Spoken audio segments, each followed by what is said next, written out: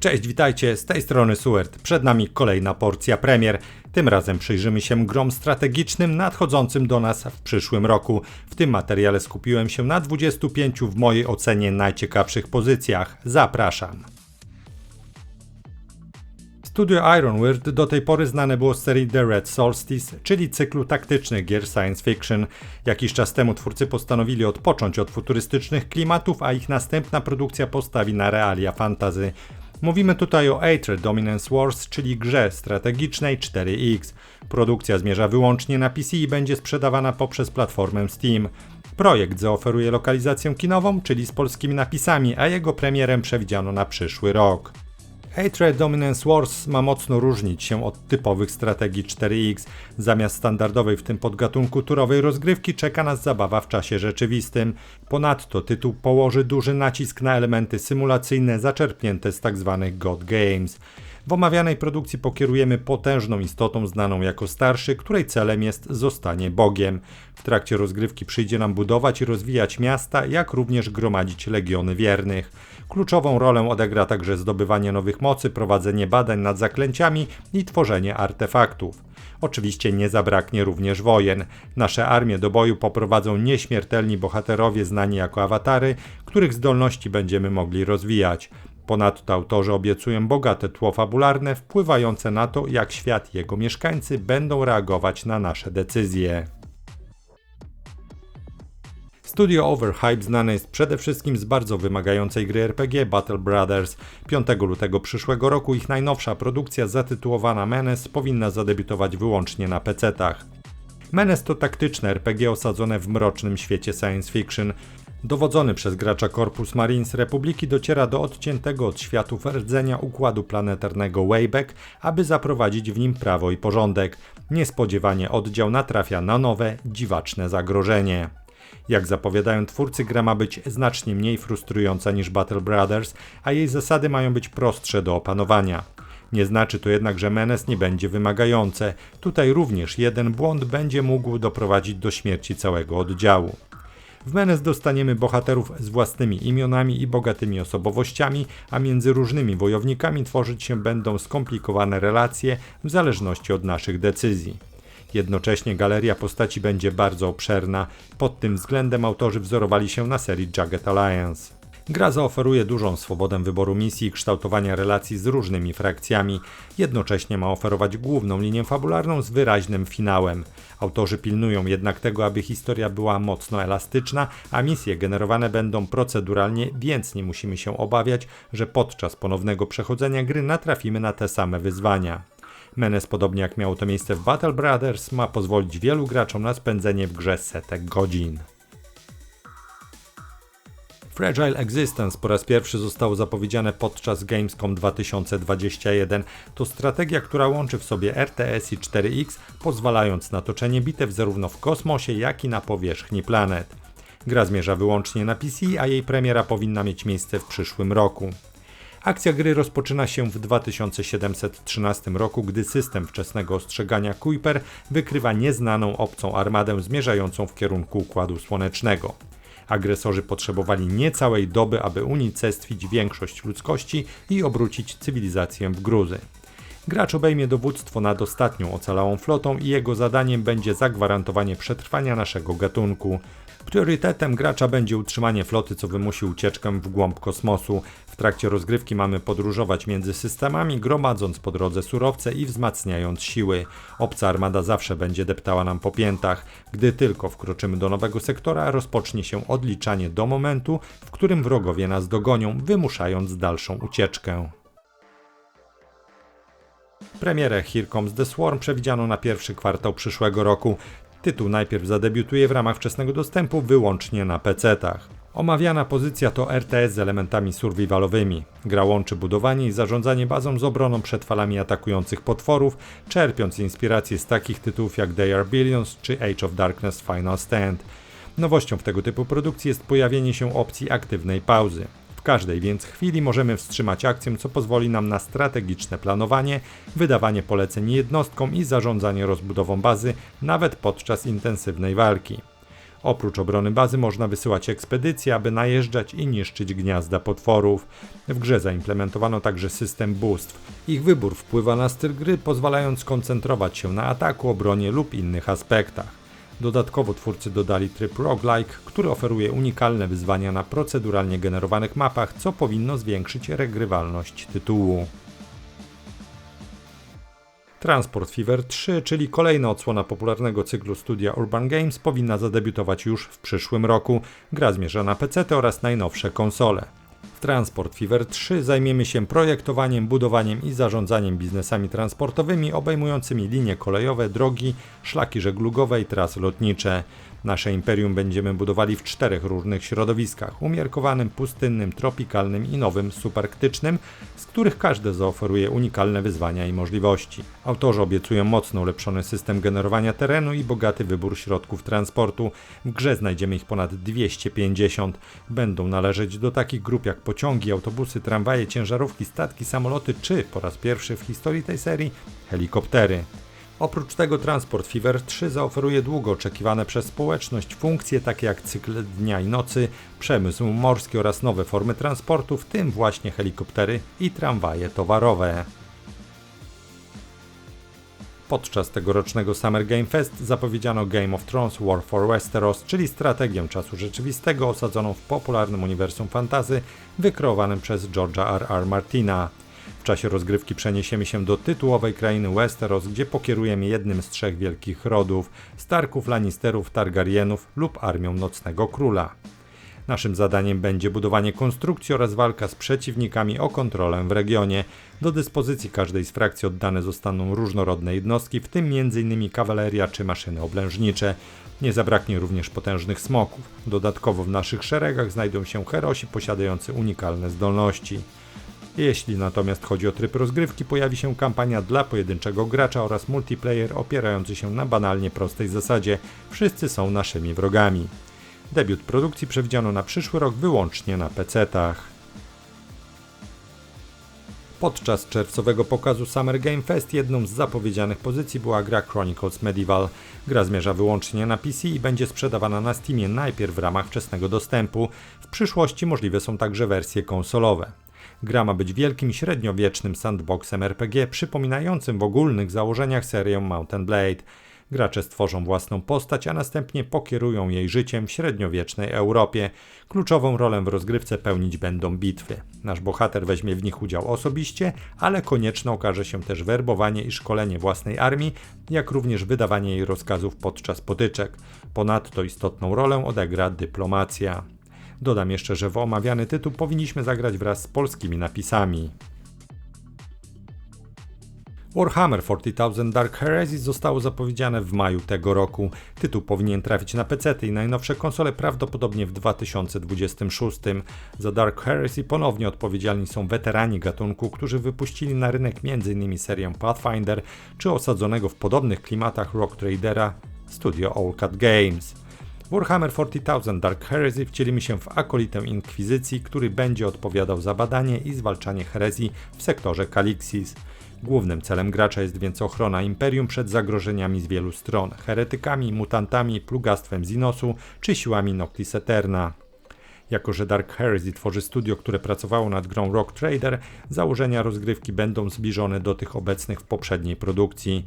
Tytuł ma być jednak bardziej dopracowany i mniej zabugowany na premierę i, jak twierdzą twórcy, w zasadzie każdy element jest tworzony od podstaw. Fabuła sama w sobie będzie o nieco mniejszej skali, ale zespół nadrobi to nie tylko projektami poziomów i systemem walki. Rzecz jasna pojawią się także romanse, na których brak narzekały osoby zaznajomione z Rogue Traderem.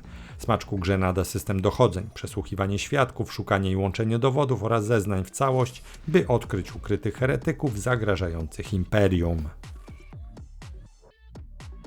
Raev Kingdom of the Distant Shores to gra strategiczna typu 4X stworzona przez zespół Raven Games i wydana przez V Publishing. Debiut tego tytułu zaplanowano na przyszły rok wyłącznie na PC-tach. W grze stajemy na tronie Nytlandu i kierujemy losami swojego ludu. Nasi poddani zwani Ravens to istoty o lisopodobnych cechach, które zamieszkują liczne biomy, od zalesionych dolin po skaliste wybrzeża. Gra kładzie nacisk na swobodę projektowania miast. Zamiast tradycyjnej siatki budynki można ustawiać dowolnie, co sprzyja kreatywnemu planowaniu i tworzeniu organicznie rozrastających się osiedli. Produkcja łączy w sobie elementy RPG, budowania miast i strategii, oferując według deklaracji twórców nowe podejście do gatunku. W miarę rozrostu naszego królestwa pojawią się zagrożenia od band zbójców po starożytne niebezpieczeństwa czające się w lochach i zapomnianych ruinach. Warhammer 40,000 Mechanicus 2 został zapowiedziany w 2024 roku podczas corocznego wydarzenia Warhammer Schools. Gra zmierza na PC-ty i najnowsze konsole, a powinna pojawić się na rynku już w przyszłym roku. Niestety wzorem jedynki nie znajdziemy w niej języka polskiego. Jak sugeruje tytuł, gra przenosi nas do pogrążonego w wiecznym konflikcie świata science fiction. Produkcja opowiada o wojnie toczonej przez Nekronów oraz siły Adeptus Mechanicus, którymi dowodzi znany z pierwszej części Magos Dominus Faustinius. Kiedy ich walki stają się coraz bardziej intensywne, zaczynają zwracać uwagę innych, jeszcze bardziej zabójczych sił. To, jak potoczą się losy wojny, zależy od naszych poczynań i dokonywanych przez nas wyborów. Produkcja oferuje 2 kampanie fabularne, po jednej dla każdej frakcji Nekronów i Adeptus Mechanicus. Solą rozgrywki są taktyczne starcia toczone w trybie turowym. Co jednak istotne, w grze zaimplementowano także mechaniki przywodzące na myśl strategię typu 4X, w ramach których możemy walczyć o kontrolę nad całą planetą, zdobywając określone regiony i broniąc ich przed zakusami wrogów, a także generując zasoby niezbędne do odnoszenia sukcesów. Nasze powodzenie lub porażka w dużej mierze zależą od potencjału bojowego oddziałów zgromadzonych na danym obszarze. Na przyszły rok na PC-ty i najnowsze konsole przewidziano premierę gry Norse Oath of Blood. Jej akcję usadzono w Norwegii w okresie dominacji Wikingów. Rozgrywka w Norse opiera się na 2 głównych filarach, z których pierwszym jest budowa osady. Gromadząc surowce i wznosząc kolejne budynki, patrzymy, jak nasza wioska rośnie w oczach, przyciągając coraz bardziej wyspecjalizowanych osadników. Drugi filar zabawy stanowią taktyczne turowe potyczki z siłami nieprzyjaciela. Oglądając pola bitew z lotu ptaka, musimy odpowiednio pozycjonować poszczególne jednostki oraz umiejętnie wykorzystywać ich mocne strony.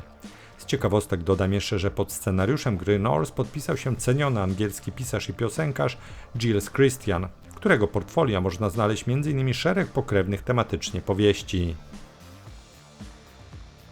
Niezależne polskie studio Virtual Alchemy już ponad rok temu zapowiedziało średniowieczne Band of Crusaders na PC. To taktyczna gra RPG z elementami strategicznymi w rzucie izometrycznym, przenosząca nas do alternatywnej wersji średniowiecznej Europy opanowanej przez demony. W grze poprowadzimy oddział krzyżowców, którzy wypowiadają wojnę piekielnym zastępom. W tym celu zbierzemy drużynę składającą się maksymalnie z 20 rycerzy. Ich umiejętności rozwiniemy w obozie, który także w miarę postępów rozbudujemy. Wszelkie potyczki rozgrywają się w czasie rzeczywistym z opcją silnego spowolniania czasu, pozwalającą nam w spokoju wydać rozkazy poszczególnym jednostkom. Musimy dokładnie planować wszelkie akcje, gdyż śmierć danego krzyżowca ma tu charakter permanentny. Na drodze rycerzy stają przede wszystkim wszelkiej maści potwory, dla których źródłem inspiracji były motywy biblijne oraz europejski folklor. Ponadto krzyżowcom przychodzi mierzyć się z heretykami i innymi wrogo nastawionymi ludźmi. Dustfront RTS to strategia inspirowana m.in. serią Command & Conquer oraz cyklem Warhammer 40,000. Produkcja przeniesie nas do mrocznego, generowanego proceduralnie świata wypełnionego wojnami. Jako wicekról podejmujemy w nieliniowej kampanii fabularnej walkę ze zmutowaną plagą, robotami i rebeliantami. Sama kampania powinna nam zająć według zapowiedzi od 6 do 8 godzin. W miarę wykonywania zadań odblokujemy nowe jednostki czy konstrukcje dające nam nowe możliwości w starciach. Rozgrywka ma 2 warstwy. Na generowanej proceduralnie mapie zarządzamy globalną gospodarką, prowadzimy badania, handel, tworzymy armię, stawiamy i ulepszamy budynki w poszczególnych sektorach oraz planujemy ruch w militarnej kampanii. Odbywa się to w trybie turowym. W momencie bitwy Dustfront RTS przechodzi w czas rzeczywisty. Do naszej dyspozycji oddano lotnictwo, piechotę, czołgi i inne pojazdy. Dysponujemy także bronią nuklearną, będącą w stanie zniszczyć cały sektor oraz biologiczną, zmieniającą rejony w wylęgarnię nieuleczalnych chorób. Omawiany tytuł zmierza wyłącznie na PC. Wiosną bieżącego roku Electronic Arts ogłosiło Star Wars Zero Company. Gra ukaże się w 2026 roku na PC poprzez Steam i Epic Games Store, a także na PS5 oraz Xboxach Series XS. W omawianej grze wcielimy się w byłego oficera Republiki o imieniu Hawks, który obecnie dowodzi elitarnym oddziałem agentów do wynajęcia tytułową Kompanią Zero. Kampania fabularna ma składać się z szeregu misji, które zabiorą nas w rozmaite zakątki kosmosu. Pomiędzy nimi przyjdzie nam rozwijać bazę operacyjną i zdobywać informacje wywiadowcze poprzez sieć szpiegów. Studia Beat Reactor i Respawn Entertainment zapewniają, że ich celem jest stworzenie gry, która zaoferuje zarówno nową historię z uniwersum Gwiezdnych Wojen, jak również znaczące wybory i wynikające z nich konsekwencje. Grę ma cechować kinowość oraz przystępna u podstaw rozgrywka niepozbawiona taktycznej głębi. Członków oddziału Hawksa wybierzemy spośród kilku archetypów postaci, wśród których nie zabraknie też rycerza Jedi. Zrazu niechętni wobec siebie, z każdą kolejną wykonaną misją nasi podopieczni mają zacieśniać łączące ich więzy, co przełoży się na gameplay, zapewniając potężne synergie bojowe. Co roku w tego typu filmach wymieniam Falling Frontier. To kosmiczna strategia czasu rzeczywistego w stylu Homeworld, ale kładąca o wiele większy nacisk na realistyczne przedstawienie kosmicznej wojny. Niektórzy określają nawet ową grę jako Gwiezdne Wojny dla dorosłych. Jest to debiutancki projekt australijskiego Stater Fox Studios, który to zespół składa się wyłącznie z jego założyciela Todda Darcy'ego. Prawdopodobnie jest to najważniejsza przyczyna opóźniania prac nad tą produkcją. Blisko rok temu deweloper uzyskał spore wsparcie w postaci wydawcy, jakim jest firma Hooded Horse. Pomogli już oni zaistnieć m.in. takim tytułom jak rodzime Against the Storm czy Manor Lords. Pozostaje trzymać kciuki, że w przyszłym roku zobaczymy Falling Frontier przynajmniej w ramach programu Early Access. Prelude Dark Pain to taktyczna gra RPG osadzona w mrocznym świecie fantasy. Omawiana produkcja powstaje w niewielkim, niezależnym studiu Quickfire Games. Tytuł powinien zadebiutować na rynku w przyszłym roku wyłącznie na PC-tach. W grze wcielamy się w kowala imieniem Soren, który staje na czele rebelii przeciwko zakonowi popielnej krucjaty, aby uratować świat przed wojną. Gracze mogą wybierać spośród ponad 20 unikalnych postaci, zarządzać grupami od 1 do 3 bohaterów, brać udział w misjach z różnorodnymi mechanikami i rozwijać swoje postacie. Gra oferuje nieliniową, otwartą fabułę, w której to my stawiamy czoła duchom przeszłości, aby powstrzymać mroczny rytuał. Grę z pewnością wyróżnia mroczny klimat inspirowany m.in. serią Darkest Dungeon. Podczas sierpniowego pokazu THQ Nordic Digital Showcase zaprezentowano m.in. The Guild Europa 1410, za którym stoi studio Ashbourne Games, mające w swoim portfoliu dobrze przyjęte Last Train Home. Zresztą recenzję tego drugiego tytułu możecie zobaczyć nawet u mnie na kanale. Najnowsze The Guild zabierze nas do jednego ze średniowiecznych miast i pozwoli zbudować od podstaw swoją dynastię, czego dokonamy poprzez ciężką pracę, wstępując na przestępczą ścieżkę, czy też angażując się w intrygi polityczne.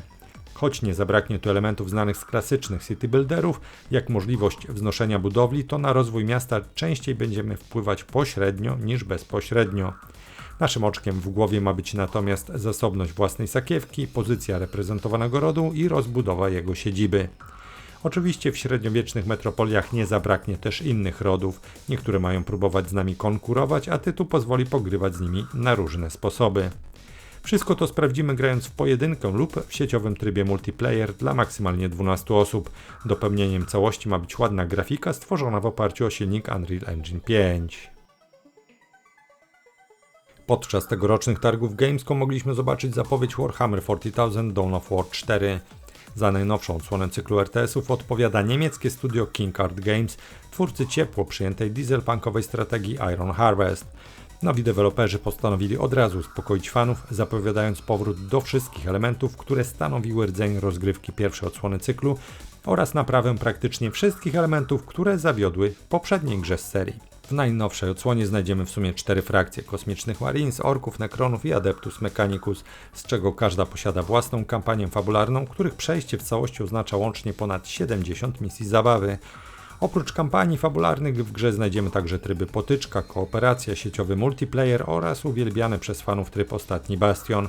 Gra ma też posiadać najwięcej zawartości na premierę ze wszystkich odsłon cyklu z 4 frakcjami, 10 dowódcami oraz ponad 100 jednostek i budynków, z czego wiele będzie można personalizować narzędziem do malowania jednostek.